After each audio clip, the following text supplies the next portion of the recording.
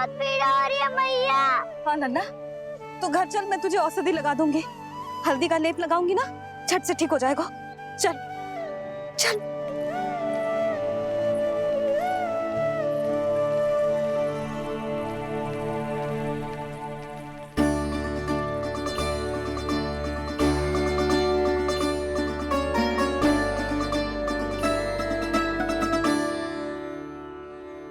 बस लल्ला बस, रो मत। चल चल चल, आजा। अभी औषधि लगाऊंगी ना, तेरी सारी पीड़ा लुप्त हो जाएगी। आजा आजा, बैठ जा लल्ला। अभी आई मैं। हाँ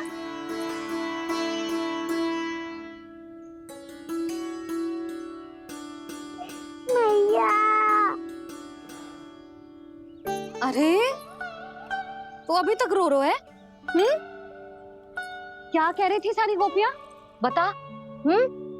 के मेरा लल्ला श्री नारायण का अवतार है, दिव्य है, भगवान है। और जो भगवान इतनी छोटी सी चोट पे रोते हैं क्या? इतनी तो लगी भी ना है तुझे, जितना तो तू आ ऊ कर रो है।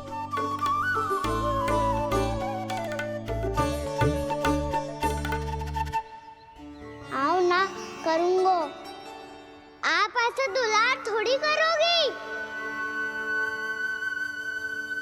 ओहो, वृंदावन का गौपालक जे इतनी छोटी सी चोट पे रोता है ना? गोप बालकों का मुखिया इतनी छोटी सी चोट पे रोता है?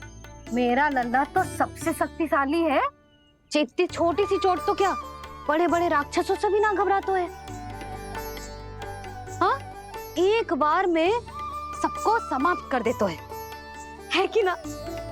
हाँ मैया, यदि कोई राक्षस वृंदावन की ओर तेरी दृष्टि करके आएगा, तो सबसे पहले कान्हा को सुरक्षा में खड़ा पाएगा। फिर चाहे जो बाल बन के आए या बगुला बन के।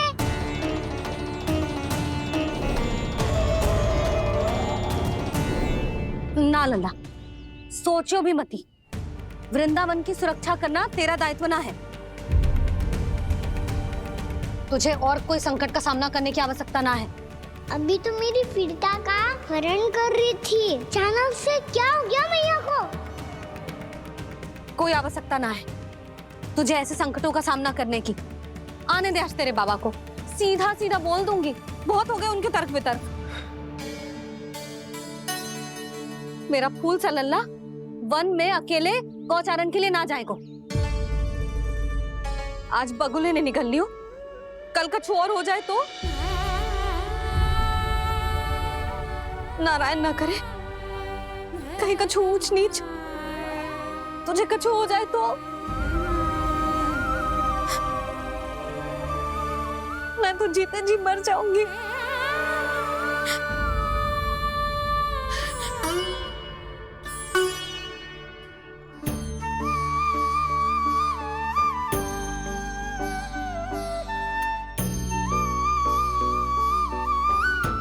वीर लल्ला की वीर मैया इतनी सी बात तो रोती है क्या? क्या करूं कान्हा, तुझे ऐसे बार बार संकट के मुंह में जाते हुए ना देख सकती मैं। तो फिर मैया मैं वचन देता हूँ, आज के बाद मैं गौचारण के लिए तभी जाऊंगा जब आप आज्ञा दोगी। पक्का? छल ना करेगो ना मेरे साथ? मैंने कब छल करो मैया?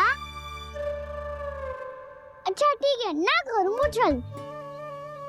यदि आपसे पूछे बिना बाहर निकलो तो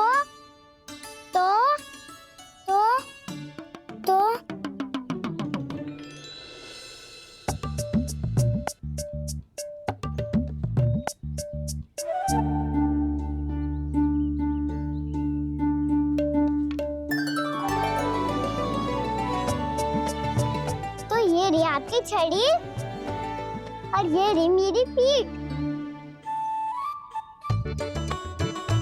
ठीक, बिना तापर तोड़। ठीक है, जब तूने अपना दंड निर्धारित कर ही लियो है तो सोच ले अब अगर तूने मेरी बात ना मानी तो तोड़ तोड़ छड़ी पड़ेगी, समझ आई?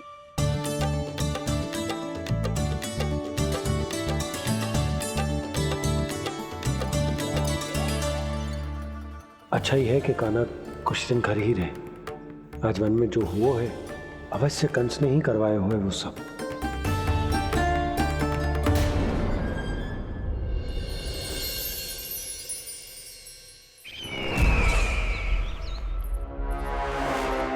आपका ये धनुष तो सबसे अधिक शक्तिशाली था महाराज, ये कैसे टूट गया? कहीं ये बकासुर की पराजय का संकेत तो?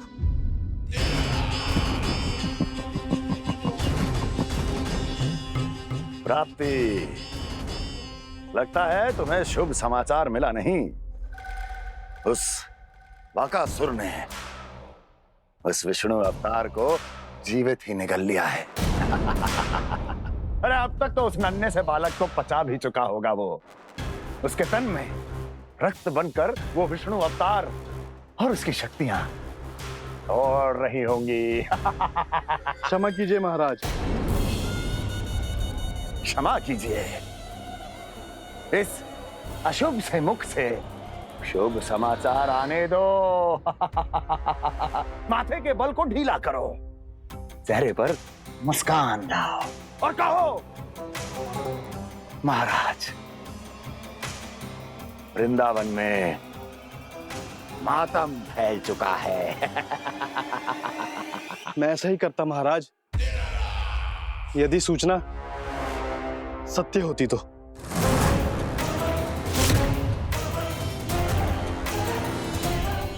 कहना क्या चाहते हो? एक क्षण में सूचना उगलो, अन्यथा मेरा योद्धा बकासुर विष्णु अवतार की तरह तुम्हें भी जीवित निकल जाएगा।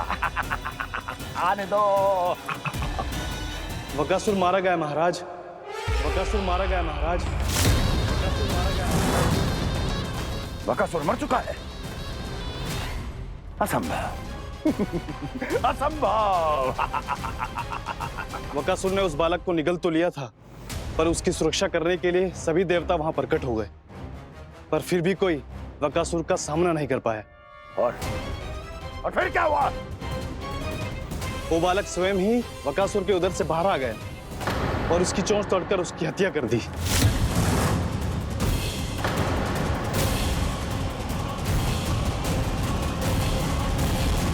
वन में बकासुर की चोंच टूट गई और यहाँ आपका ये धनुष।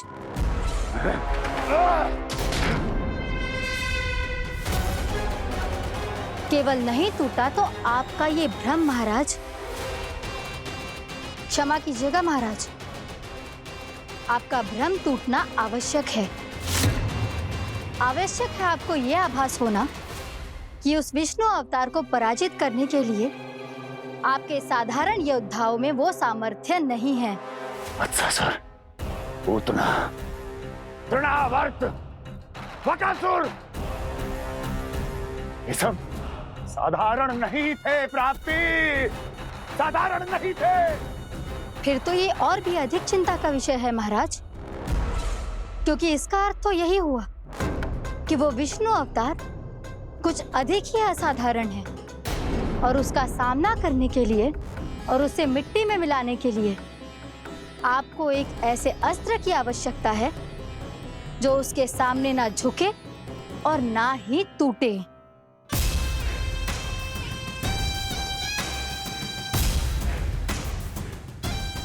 तो फिर मैं ऐसा ही अस्त्र ढूंढूंगा, चाहे आकाश पाताल एक क्यों ना करना पड़े मुझे, 10 दिशाएं 14 भुवन क्यों ना नापने पड़े मुझे।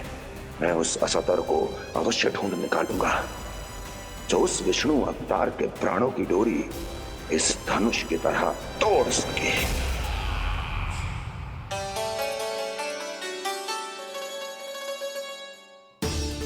थैंक्स बाबा, मैंने मैया को वचन दिया है कि जब तक नहीं चाहेंगी मैं वन नहीं जाऊंगा। इसलिए आप मुझे मारने के लिए कोई शक्तिशाली असुर ढूंढने में व्यस्त रहो।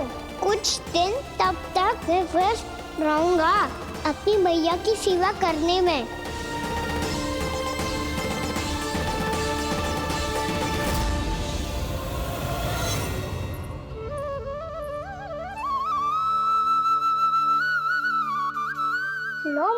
तुलसी जी को चढ़ाने के लिए जल।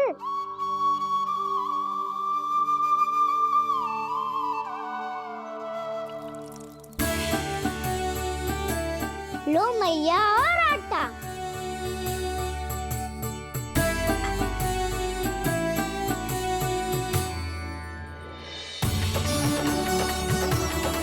लो मैया बेलन।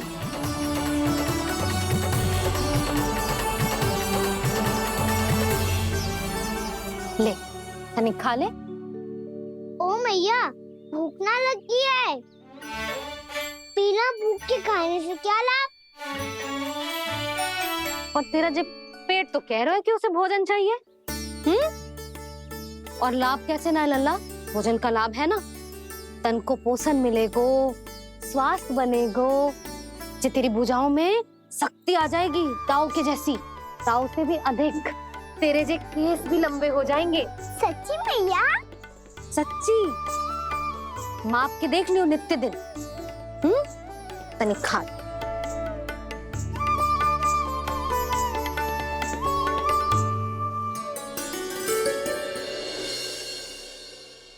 मान के मैया का कहना, छक के भोजन खाते हैं, नित्य मापते भुजा केश, पर ज्यों का त्यों ही पाते हैं।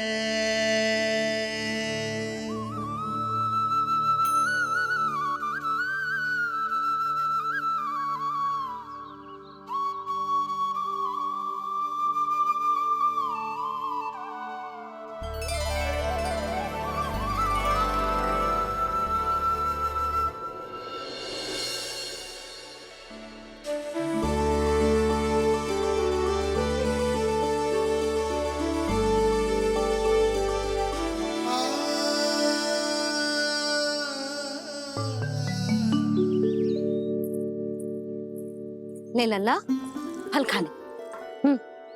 ना, मुझे ना खाने फल वल। क्यों? लंबे केस और शक्तिशाली भुजाएं ना चाहिए? व्यर्थ है ये सब। पिछले 10 दिनों से देख रहा हूँ, ना केस लंबे हुए हैं, ना भुजाएं शक्तिशाली बनी है। 10 दिन में का चुनाव होने वाला। 10 सप्ताह ऐसे खाएगो ना, तब जाके कुछ बदलाव दिखेगो। समझ आई? चल अब खा ले। वैसे भी मुझे बहुत सारी तैयारियां करनी है आज। इसीलिए मैया एकादशी के व्रत के लिए लल्ला। सुनो जी, सारी सामग्री आ गई? हाँ, तुमने जो कही थी सब ले आए हूँ।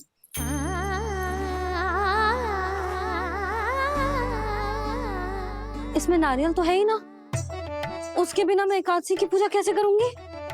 यशोदा, मैंने भोला से कह दिया, वो लेकर आते ही होगा। घबराओ मत। कैसे ना घबराओ जी, आपको पता है ना एकादशी का व्रत मेरे लिए कितना महत्वपूर्ण है। पतो है।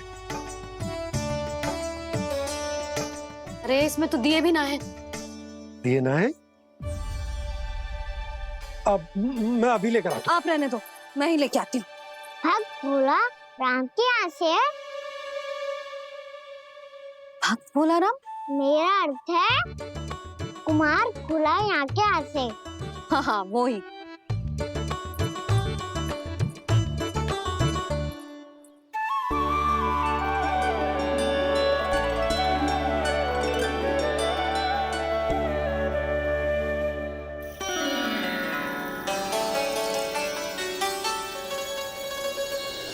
श्री हरि, श्री हरि, मेरे श्री हरि।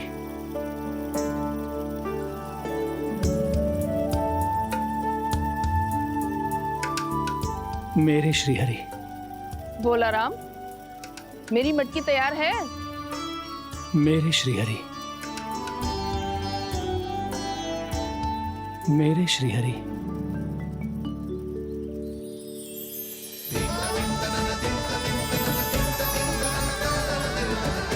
भोला राम,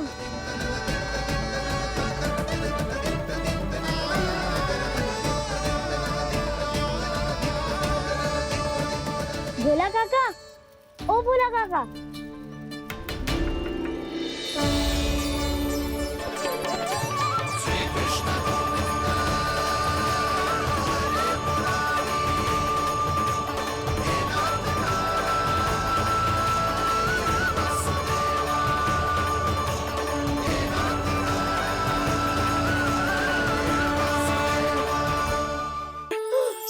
प्रसन्न हो गए।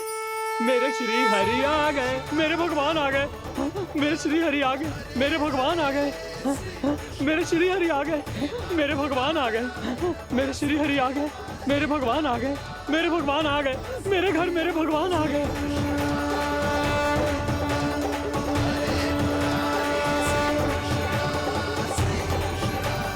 मेरे घर आ गए, मेरे श्री हरि आ गए, हाँ मेरे श्री हरि आ गए। ये तो बावले थे ही, अब बालकन को भी साथ में मिला लिए। उज्जवल क्या कर रहा है? अरे ठहर जा बोला।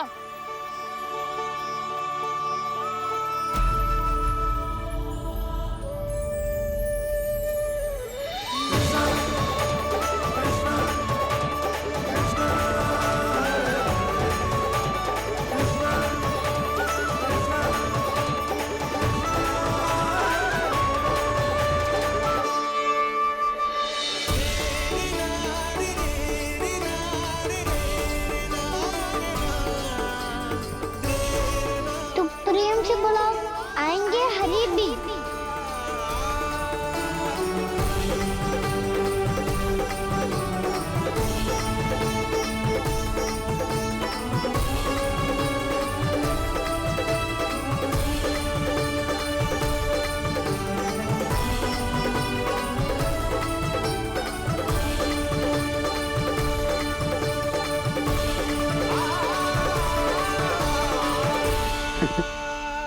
क्या वो गाना? किसकी धुन में झूम रहा तू? निर्मल निशा भक्ति की धुन में।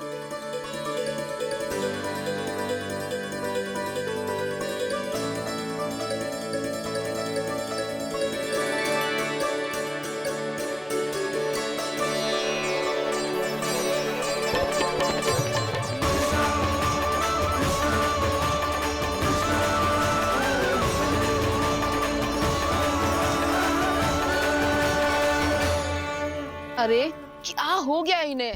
बावले हो गए हैं क्या?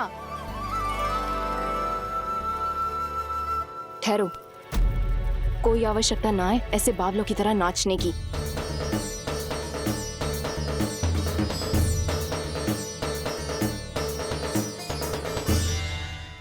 जे बावले ना है मौसी, भक्ति में रम गए हैं। बस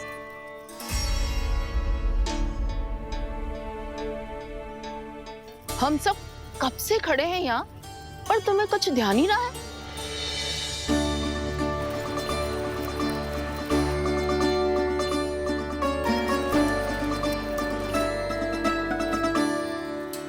नाच गाने में ऐसे मगन हुए कि हमें देखा भी ना। मुझे नाचते हुए देख मेरे श्री हरि को इतना आनंद आ रहा था कि मैं अपने आप को रोक नहीं सका।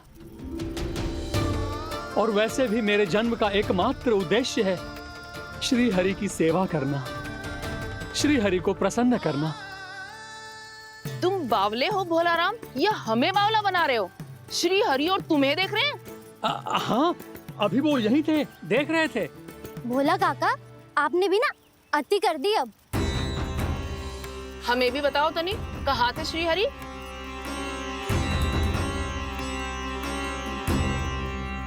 ना जाने अपना उपहास करवाने में क्या आनंद आता है इन्हें। देखो, अब तुम सच मानो या झूठ, लेकिन हमरे श्री हरि यहीं थे, इसी चाक पर अभी। हाँ, लो सुन लो इस मूर्ख की बात। श्री हरि को और कोई स्थान ना मिलो जो इसके मिट्टी के चाक पे आकर बैठेंगे। श्री हरि को और कोई स्थान ना मिलो जो इसके मिट्टी के चाक पे आकर बैठेंगे। श्री हरि को और कोई स्थान ना मिलो जो इसके मिट्टी के चाक पे आकर बैठेंगे। जैसी मैया भैंसो ही लल्ला, दोनों का कुछ पता ही ना चलतो। कब किस बात पर प्रसन्न हो जाए और किस बात पर रुष्ट। अरे मैं भला असत्य क्यों बोलूंगा? अभी अभी यही थे श्री हरि। हाँ,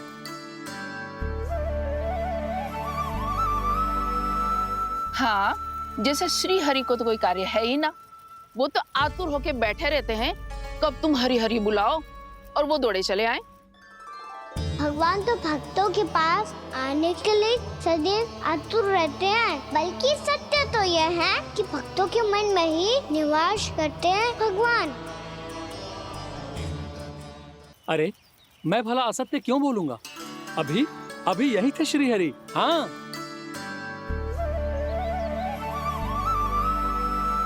हाँ, जैसे श्री हरि को तो कोई कार्य है ही ना, वो तो आतुर होके बैठे रहते हैं कब तुम हरि हरि बुलाओ और वो दौड़े चले आए। भगवान तो भक्तों के पास आने के लिए सदैव आतुर रहते हैं, बल्कि सत्य तो यह है कि भक्तों के मन में ही निवास करते हैं भगवान। भगवान तो भक्त के पास आने के लिए सदैव ही आतुर रहते हैं शंकरी मौसी। बल्कि सच्ची बात तो ये है कि भगवान हमारे मन में ही निवास करते हैं। कम से कम तू तो इसे बढ़ावा मत दे जशोदा। जब देखो जब हरि नाम की रट लगाए रहते है। हरि बोलते बोलते ऐसो बावलो होता है कि सारा कार्य भूल जाता है। 2 दिन से अपनी मटकी के लिए चक्कर काट रही हूँ। अभी तो एक चक्कर और लगाना होगा आपको। आपकी मटकी तैयार हो गई है, अभी लाता हूँ।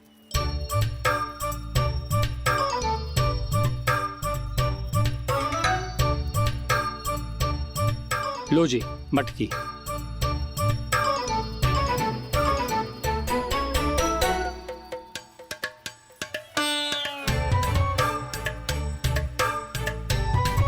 इस कच्चे मटके का क्या करूं मैं?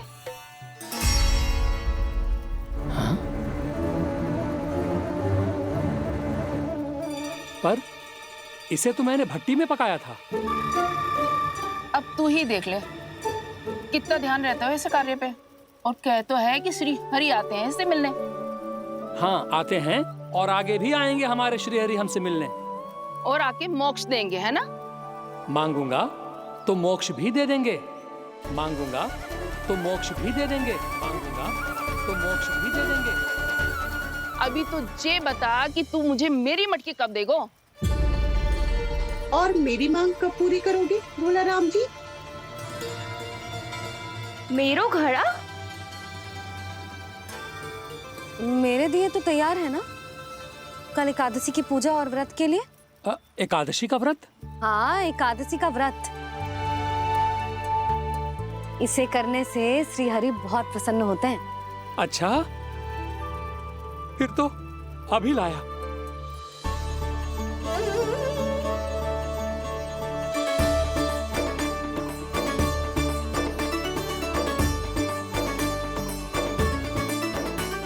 लो जी आपके दिए।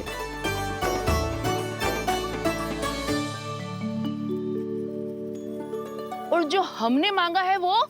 बाकी सब शेष द्वादशी के दिन मिलेगा, क्योंकि कल मैं भी एकादशी का व्रत रखूंगा, क्योंकि कल मैं भी एकादशी का व्रत रखूंगा, क्योंकि कल मैं भी एकादशी का व्रत रखूंगा।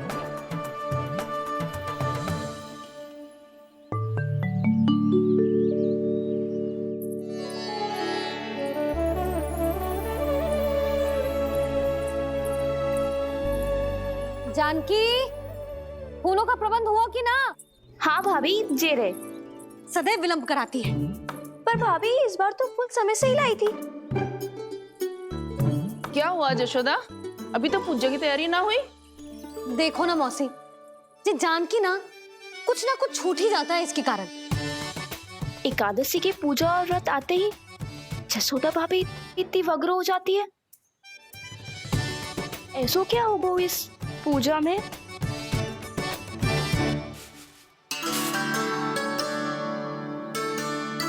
ये थाली में रोली चंदन रखने से, दिया जलाने से के होगो? आपको पता भी है एकादशी का व्रत क्यों रखते हैं, क्या महत्व है इसका? लो, जे तो मैं जसोमती रानी से पूछना भूल ही गया।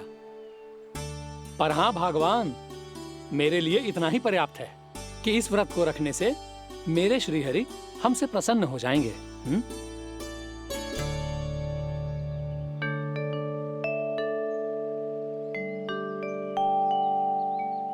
नारायण ही जाने ऐसे कैसे पूजा करते हैं जे श्री हरि की एक मूर्ति तक ना है इनके पास।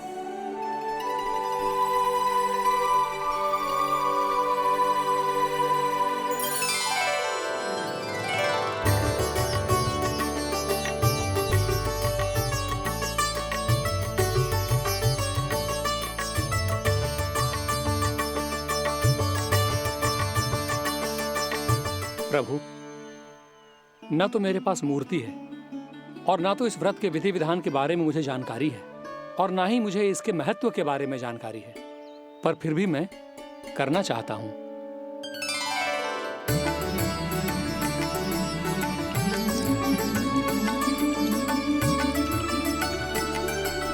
इसीलिए मैं दृढ़ संकल्प लेता हूं,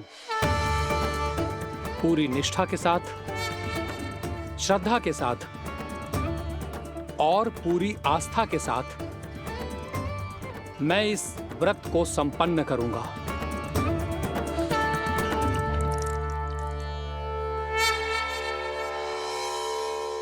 हम संकल्प लेते हैं कि एकादशी के व्रत को पूरी निष्ठा के साथ संपन्न करेंगे।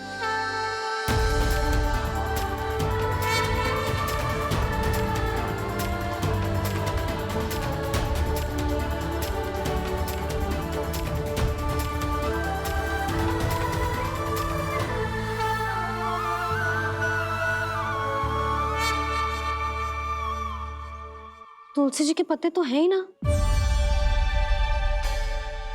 श्री नारायण को तुलसी जी के पत्ते के बिना भोग ना चढ़तो है। जानकी, तुलसी के पत्ते कहाँ हैं? भाभी, मैं तो कब से यही पूछना चाह रही थी कि तुलसी के पत्ते लाऊं क्या, पर आप तो व्यस्त थी ना। तुझे कितनी बार समझाओ है ना, यदि तेरे कछु करने से किसी और की कोई हानि ना हो रही हो या किसी के अच्छे कार्य में सहायता हो रही हो तो मुझसे आज्ञा लेने की आवश्यकता ना है। समझ गई भाभी, आगे से जाना उनको। ले अभी लेकर आती हूँ।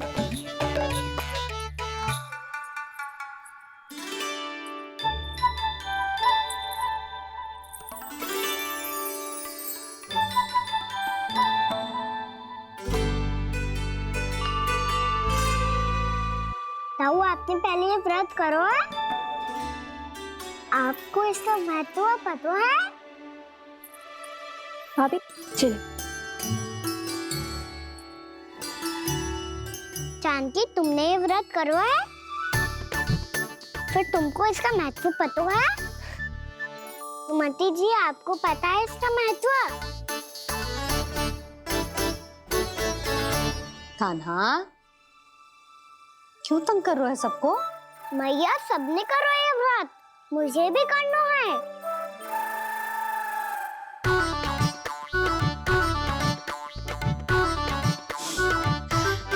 ये व्रत केवल बड़ों के लिए होती है लल्ला। जब आप ये व्रत कर सकती हो, बाबा कर सकते हैं, ये सारी गोपियां कर सकते हैं, वो भी कर सकते हैं, तो मैं क्यों ना कर सकता? क्योंकि तू कल तक भूखा ना रह पाएगा लल्ला। जब भक्त रह सकते हैं, फिर मैं क्यों नहीं रह सकता? मेरा अर्थ है कि नारायण के भक्त मैया, मैया मान जाओ ना, मुझे करने दो ना ये व्रत। अपनी लल्ला पे आप विश्वास ना है आपको?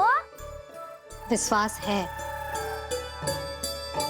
अच्छा ठीक है, तू भी कर ले।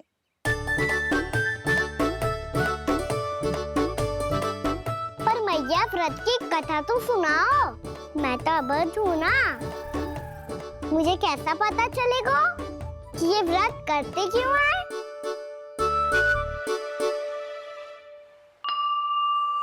प्रभु, मुझ अबोध को कैसे पता चलेगा कि इस व्रत का क्या विधि विधान होता है और क्यों रखा जाता है और इसका महत्व क्या होता है? मुझे तो आप ही बता सकते हैं प्रभु। जब व्रत कर रहे हैं तब उसका महत्व भी पता होना चाहिए ना। बताओ ना मैया, क्यों रखते एकादशी का व्रत?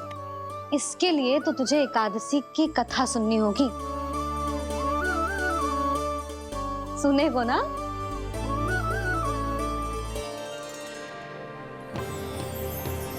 वसुदेव सुतं देवं कंसचाणूरमर्दनम् श्रीहरि, यशोदा परमानंदं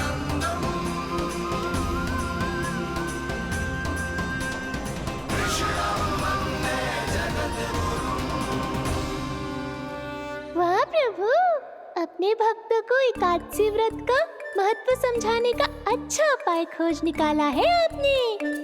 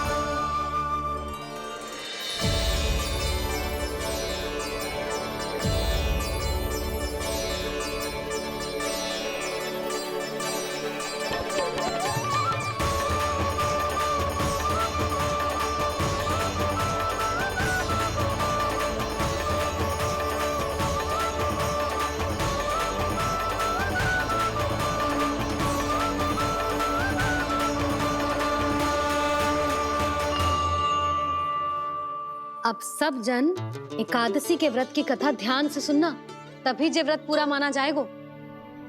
समझो लल्ला?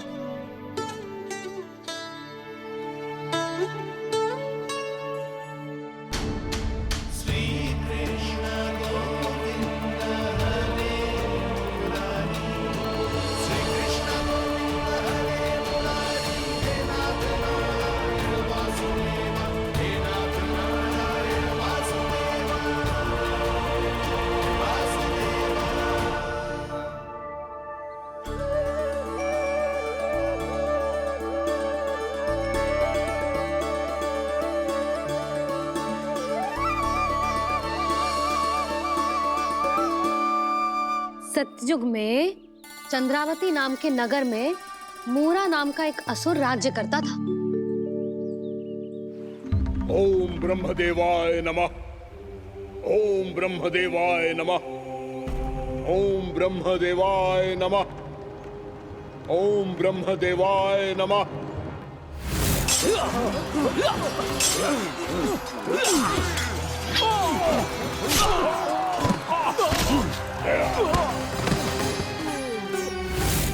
ओम ब्रह्मदेवाय नमः। ओम ब्रह्मदेवाय नमः। जब उसने देवताओं के हाथों असुरों की पराजय देखी, तब वो वरदान पाने के उद्देश्य से ब्रह्मा जी की तपस्या करने चला गया।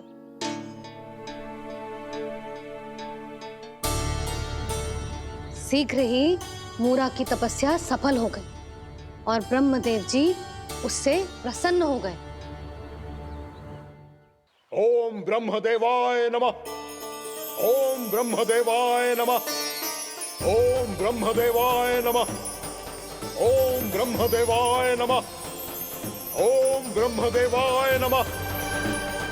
ओम ब्रह्मदेवाय नमः। ओम ब्रह्मदेवाय नमः।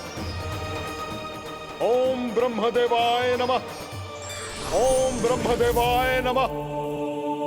मूरा, प्रणाम ब्रह्मदेव।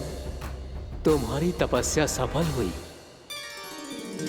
बोलो, तुम्हें क्या वर चाहिए? सृष्टि के रचयिता ब्रह्मदेव, कृपया मुझे ऐसा वरदान दीजिए जिसकी सहायता से मैं त्रिलोकी विजयी बन जाऊं और कोई देवता मुझे पराजित ना कर सके। यहाँ तक कि देवताओं के रक्षक, सृष्टि के संचालक भगवान श्री विष्णु के लिए भी मैं अपराजय रहूं। तथास्तु, तथास्तु, तथास्तु। प्रणाम ब्रह्मदेव।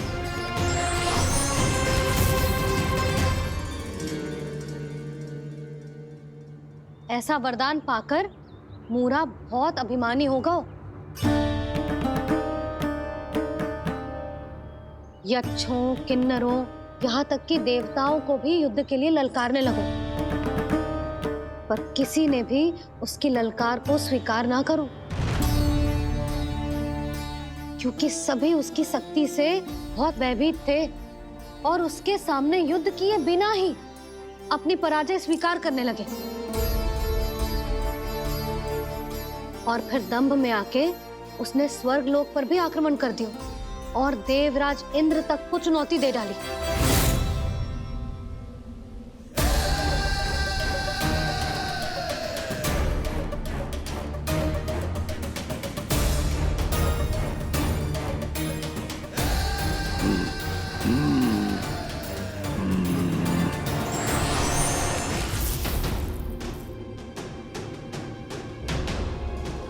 मैं प्रतीक्षा कर रहा हूं देवराज, क्या उत्तर है तुम्हारा?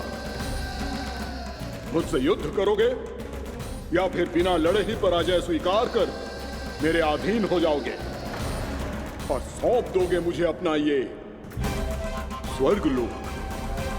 सारी शक्ति तुम्हारे मुख में है या कुछ बाहुबल भी है तुम्हारे पास?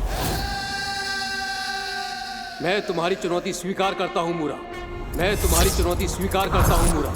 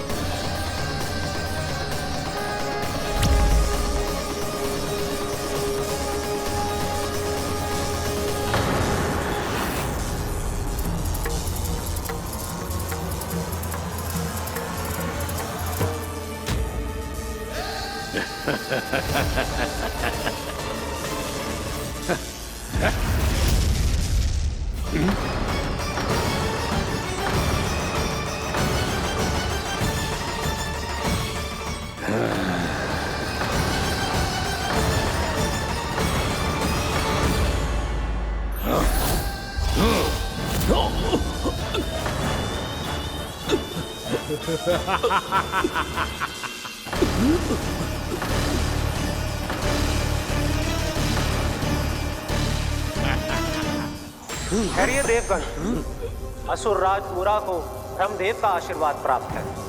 आप में से कोई भी इन्हें पराजित नहीं कर पाएगा।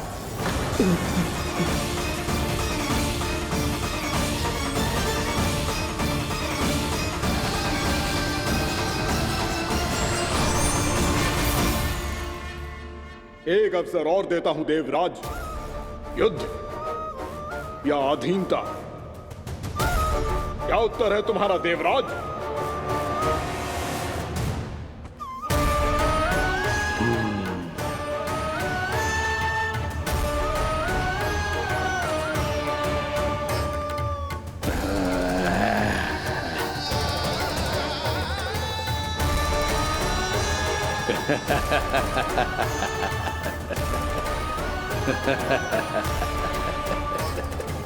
इंद्र और सभी देवताओं ने मूरा के आतंक में आके उससे भयभीत होके अपना सिंहासन छोड़ दियो।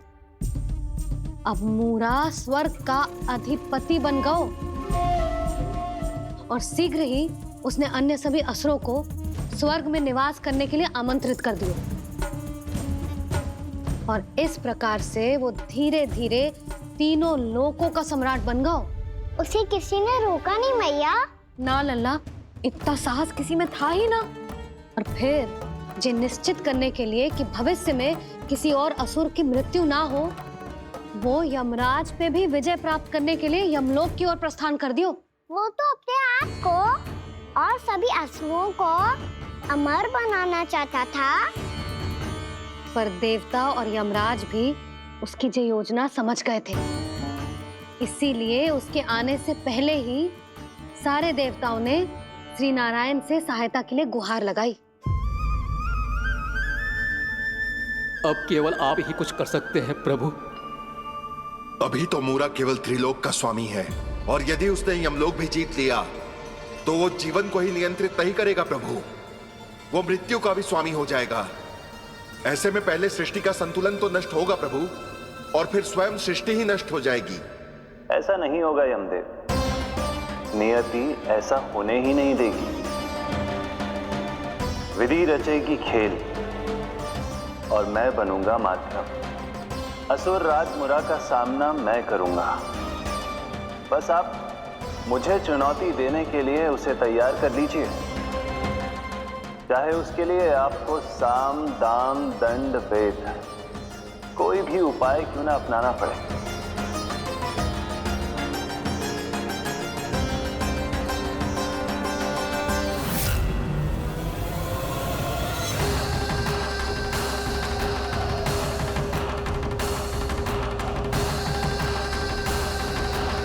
आप तो मेरी प्रतीक्षा में पहले से ही खड़े हैं यमदेव। तब तो आपने मेरी चुनौती के बारे में भी सुना ही होगा। कहिए, क्या उत्तर है आपका? मेरा स्वागत करके अपना राज्य त्यागेंगे या मेरा सामना करके अपने प्राण? असुर राज मुरा का सामना मैं करूंगा। बस आप मुझे चुनौती देने के लिए उसे तैयार कर लीजिए, चाहे उसके लिए आपको साम दाम दंड भेद कोई भी उपाय क्यों ना अपनाना पड़े।